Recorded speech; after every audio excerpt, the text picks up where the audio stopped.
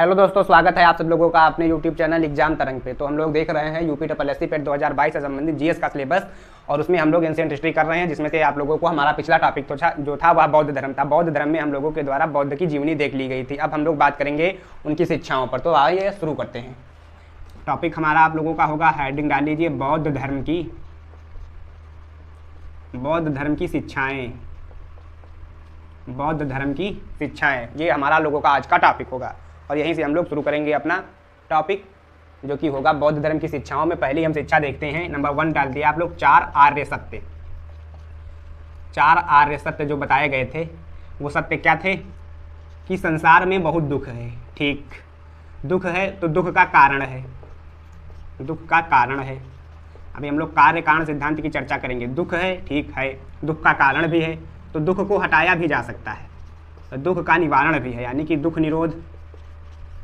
और फिर पूछा गया कि कैसे हटाया जा सकता है, तो ये था दुख निरोध गामिनी प्रतिपदा।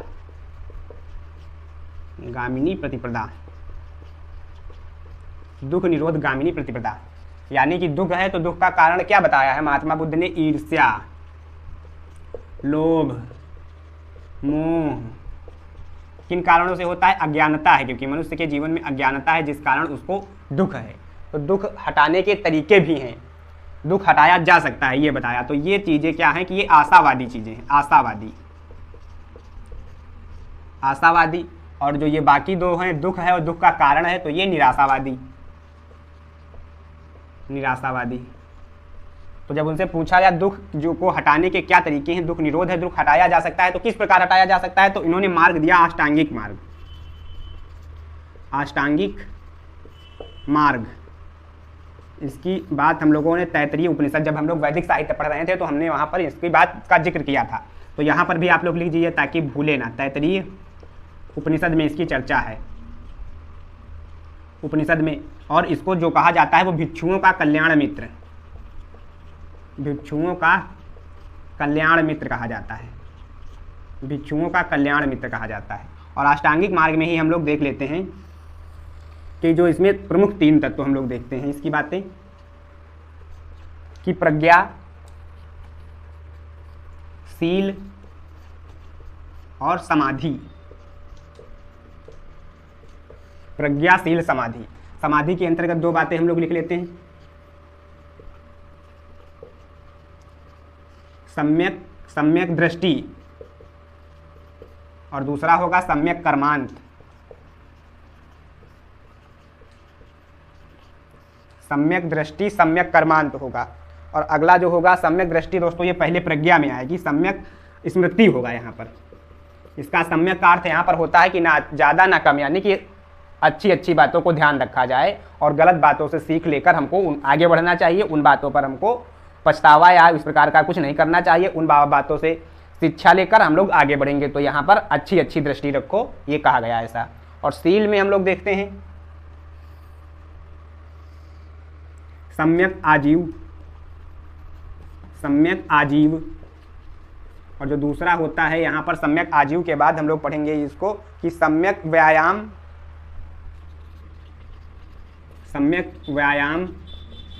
और सम्यक वाक। संतुलित बोलो, उचित बोलो, अच्छा बोलो। और सम्यक आजीव और प्रज्ञा में होता है सम्यक दृष्टि।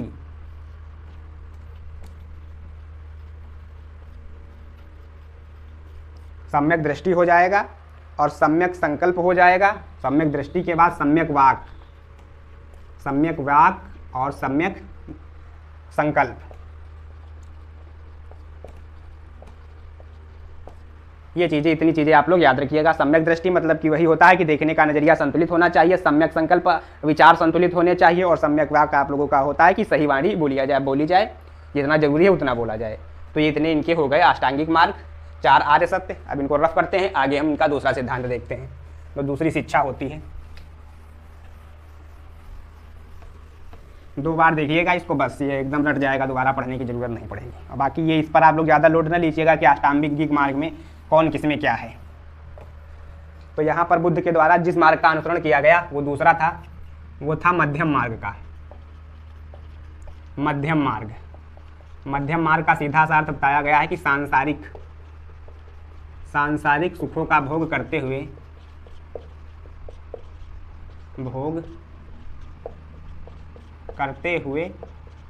सत्कार कर्म में लगे रहो, सत्कार कर्म में लगे रहो। तो मध्यम मार्ग क्या कहता है कि सांसारिक सुखों का भोग करते हुए सत्कार कर्म में लगे रहो।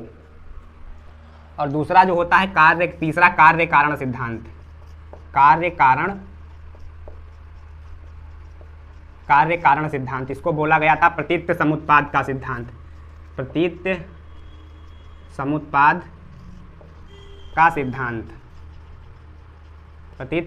का सिद्धांत बोला गया था। इसमें क्या है, हर घटना के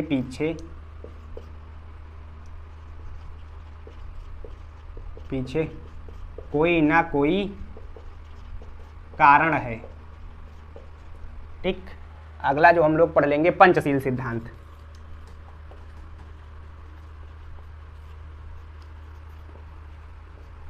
पंचशील सिद्धांत में दोस्तों क्या बताया गया है कि सत्य बोलो, अहिंसा, अस्तेय यानी कि चोरी ना करो, अस्तेय अपरिग्रह जरूरत से ज़्यादा वस्तुओं का संचय न करो, और ब्रह्मचर्य। तो ये सत्य, अहिंसा, अस्तेय, अपरिग्रह, ब्रह्मचर्य, ये हो गए पंचशील सिद्धांत। कहीं पर आप 5 बातें और इसमें जोड़ दो तो ये आएंगी आपका 10शील सिद्धांत।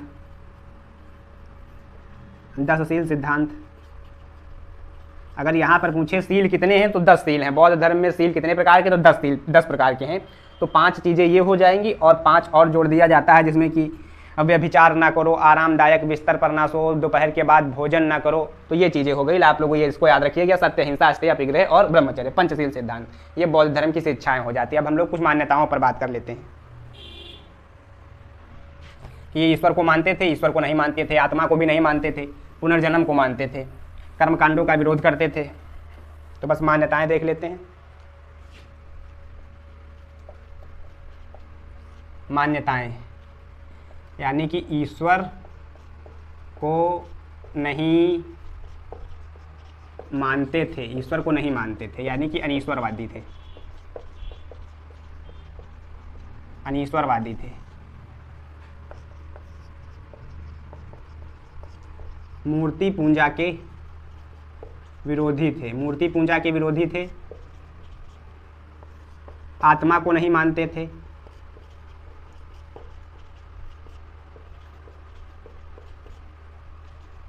लेकिन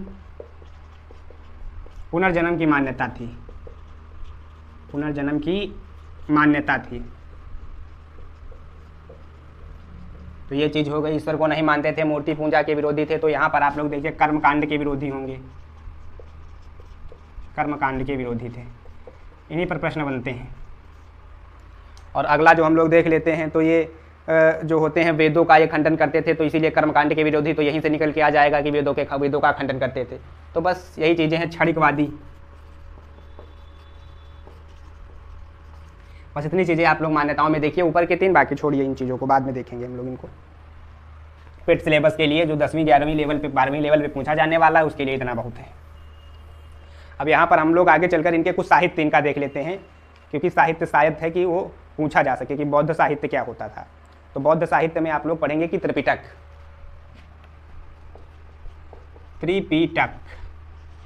त्रिपिटक ये क्या है, ये पाली भाषा में लिखे गए थे, पाली भाषा में लिखे गए थे। और त्रिपिटक के अंतर्गत क्या क्या आता है, तो सुत्त पिटक, विनय पिटक, सुत्त पिटक, विनय पिटक, और जो अगला आता है अभिधम्म पिटक, अभिधम्म पिटक, अभिधम्म पिटक आता है। सुत्त पिटक की रचना आनंद ने की थी, आनंद ने इसकी रचना की थी। सुत्त पिटक में बताया क्या गया है कि महात्मा बुद्ध की शिक्षाएं, महात्मा बुद्ध की शिक्षाएं बताई गई हैं। और सुत्त पिटक में ही इसके कुछ निकाय हैं, जैसे दीर्घ निकाय, दीर्घ निकाय यहाँ पर बड़े उपदेश हैं। मध्यम निकाय, यहाँ पर छोटे उपदेशों का संकलन है। अंगुत्तर निकाय, अंगुत्तर निकाय, अंगुत्तर निकाय में आप लोगों ने पढ़ा होगा कि 16 महाजनपदों की चर्चा मिलती है। 16 महाजनपद हमारे टॉपिक में नहीं है, अन्यथा हम लोग इसको भी पढ़ते हैं। 16 महाजनपद की चर्चा। और जो इसका है खुद्दक निकाय, खुद्दक निकाय, तो खुद्दक निकाय में बात की गई है जातक कथाओं के बारे में। जातक कथाओं के बारे में चर्चा की गई है, जातक कथाओं के बारे में चर्चा की गई है। एक है संयुक्त निकाय, संयुक्त निकाय। तो बस सुत्त पिटक की इतनी कहानी आप लोग याद रखना। क्या है कि महात्मा बुद्ध की मूल रूप से शिक्षाएं इसमें दी गई है, आनंद के द्वारा इसकी रचना की गई है। अब विनय पिटक की बारी आती है, तो विनय पिटक की रचना उपाली के द्वारा की जाती है। इसमें क्या है, बौद्ध संघ बताया गया था आप लोगों को। बौद्ध संघ, बौद्ध संघ वह स्थान होता है जहाँ पर जो महात्मा बुद्ध के अनुयायी थे, यानी कि जिनको भिक्षु, बौद्ध भिक्षु कहा जाता, तो वो यहाँ पर रहते थे। तो बौद्ध संघ के नियम कानून थे, नियम, बौद्ध संघ के नियमों की इस पर चर्चा की गई है। अभिधम्म पिटक क्या होता था, ये बौद्ध धर्म का दार्शनिक पक्ष होता था, दार्शनिक पक्ष। और इसकी रचना जो की जाती है मोगली तिस्से पुत्र के द्वारा की जाती है। मोगली तिस्से पुत्र के द्वारा की जाती है। बस इतनी सी बात आप लोग यहाँ पर इसको ध्यान रखिए। बौद्ध संघ के नियम कानून होते थे। विनय पिटक में उपाली रचना करता है, सुत्त पिटक ये आनंद करता है। और इसमें ये जो दो चीज़ें हैं, खुद्दक निकाय, अंगुत्तर निकाय में 16 महाजनपद की चर्चा, खुद्दक निकाय में जातक कथाओं के बारे में चर्चा, ये इनका त्रिपिटक हो गया। और अब हम लोग देखते हैं आगे चलकर, इसको रफ कर रहे हैं। अब यहाँ पर हम इसका पतन वगैरह नहीं देखेंगे, आप लोगों को मालूम होगा, वैसे बताए देंगे हम लास्ट में इसको। अब यहाँ पर हम लोग कुछ देख लेते हैं बौद्ध संगीतियाँ, जो हम लोगों ने नहीं देखी थी, इंपॉर्टेंट है, वहाँ से अक्सर प्रश्न पूछे जाते हैं। तो बौद्ध संगीतियाँ, तो शिक्षाएं में बौद्ध संगीतियाँ देख लेते हैं। एक प्रथम बौद्ध संगीति, प्रथम बौद्ध संगीति, जो प्रथम बौद्ध संगीति, इसी तरह द्वितीय हुई। प्रथम कब हुई थी, यहाँ यहीं नीचे इनको समय देख लेते हैं। तो 483 BC में जब बुद्ध की मृत्यु हुई थी, और ये होती है 383 में, बुद्ध की मृत्यु के 3 साल बाद। उनको जब निर्वाण प्राप्त होता है तो उसके 3 साल बाद होती है। और तृतीय जो होती है, तृतीय बौद्ध संगीति, ये इनको निर्वाण प्राप्ति होने के बाद मिलती, ये है 250 BC, 250 BC या 251 BC आप लोगों को कहीं कहीं पर मिल जाएगा। और जो चौथी बौद्ध संगीति होती है, चौथी बौद्ध संगीति ये प्रथम शताब्दी में होती है, प्रथम शताब्दी में होती है।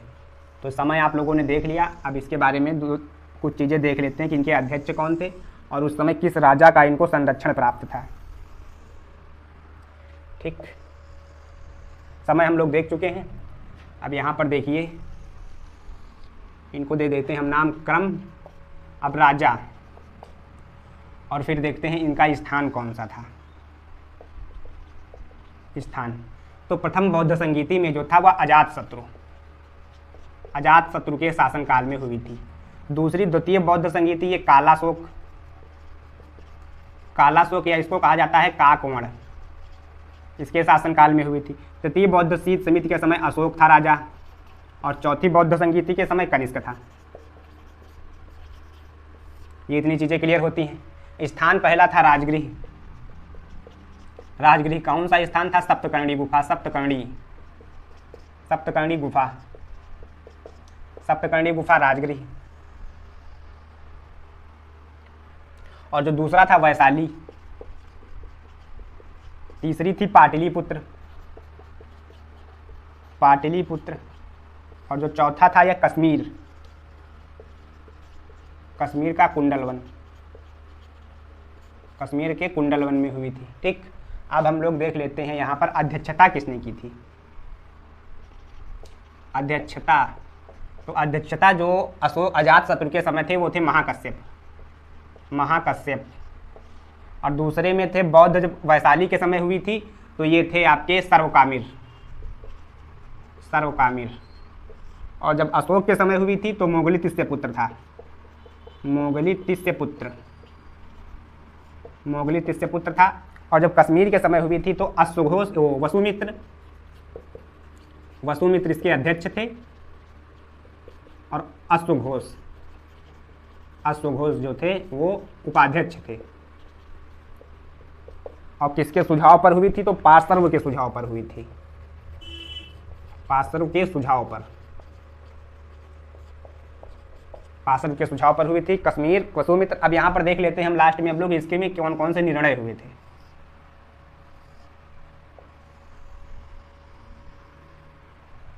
इसके निर्णय देख लेते हैं कि कौन से निर्णय कब हुए थे। तो निष्कर्ष हम देख लेते हैं कि यहाँ पर जो था सुत्त पिटक और विनय पिटक की रचना होती है। सुत्त पिटक और विनय पिटक की रचना होती है। और यहाँ पर क्या होता है आप लोगों का, ये जो द्वितीय बौद्ध संगीति होती है, यहाँ पर ये सौतांत्रिक और महासांख्यिक मुद्दों में बढ़ जाते हैं। सौतांत्रिक एवं महासांख्यिक में बढ़ जाते हैं। और ये जो तीसरी बौद्ध संगीति होती है, यहाँ पर अभिधम्म पिटक की रचना। और जो चौथा होता है यहाँ पर ये हीनयान और महायान और हीनयान दो भागों में बढ़ जाते हैं। बिल्कुल इसी तरह आप लोग भी याद कर लीजिएगा। प्रथम बौद्ध संगीति 483 बीसी में, द्वितीय 383 में बुद्ध की मृत्यु के 100 साल बाद, और तीसरी हुई थी 250 में और 250 बीसी में, और ये प्रथम शताब्दी में चौथी हुई थी। पहले में अजातशत्रु, दूसरे में कालाशोक या काकवर्ण, तीसरे में अशोक और चौथे में कनिष्क था। और पहला स्थान राजगृह, दूसरा वैशाली, तीसरा पाटलिपुत्र, चौथा था कश्मीर का कुंडलवन। पहले में अध्यक्षता करता है महाकश्यप, दूसरे में करता है सर्वकामी, तीसरे में करता है मुगलित पुत्र और चौथे में वसुमित्र व अश्वघोष होते हैं। पहले में निष्कर्ष होता है सुत्त पिटक या विनय पिटक की रचना, दूसरे में ये दो भागों में बढ़ती है, इनके मत दो भागों में हो जाते हैं, सौतांत्रिक और महासांख्यिक, और तीसरा है अभिधम्म पिटक की रचना होती है, और चौथे में ये हीन और महायान दो भागों में बढ़ जाती है। तो ये टेबल आप लोग याद रखिएगा। हम लोग अब इससे आगे बढ़ते हैं, कुछ प्रतीक चिन्ह वगैरह देख लेते हैं और उसके बाद हम चैप्टर को अपने समाप्त करेंगे।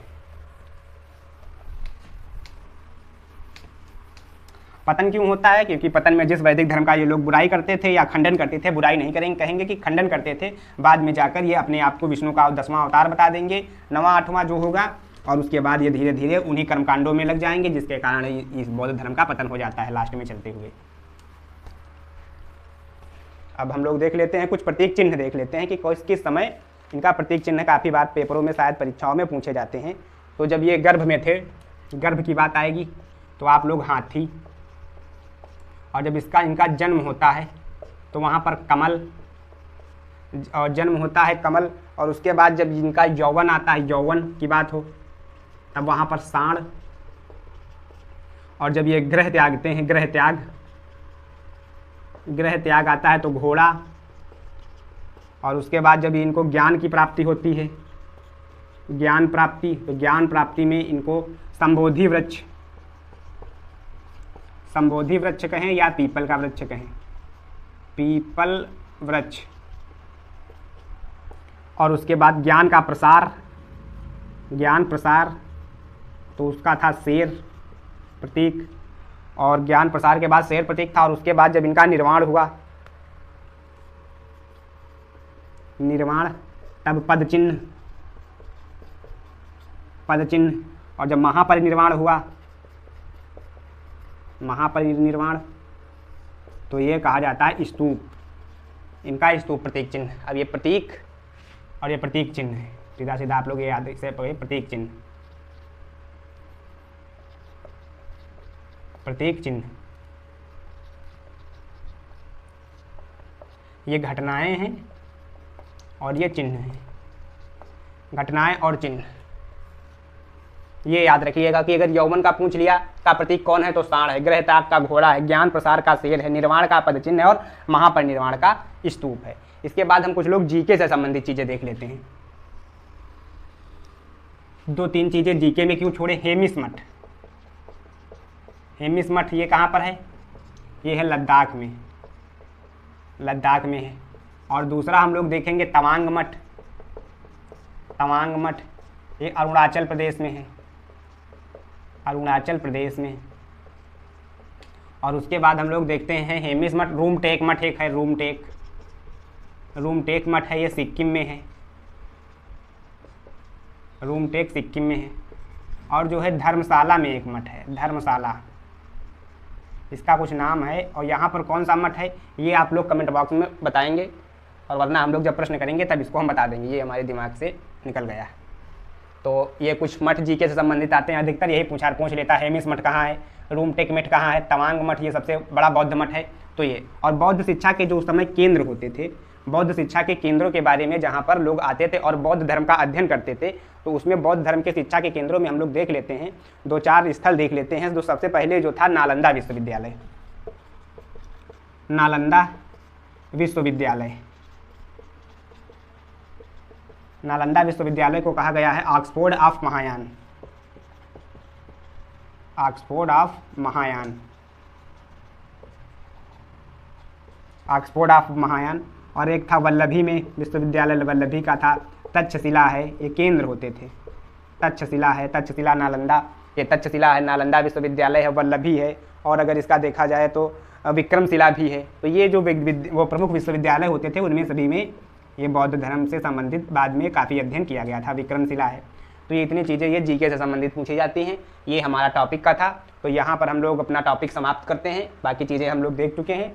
तो आप लोग जो पहला इसका वीडियो है बौद्ध धर्म की जीवनी, उसका लिंक हम लोग आई बटन में दे रहे हैं, आप लोग उसको देखिएगा और आप लोग अपने सुझाव अवश्य दीजिएगा। चैनल को लाइक शेयर और सब्सक्राइब अवश्य करें। धन्यवाद।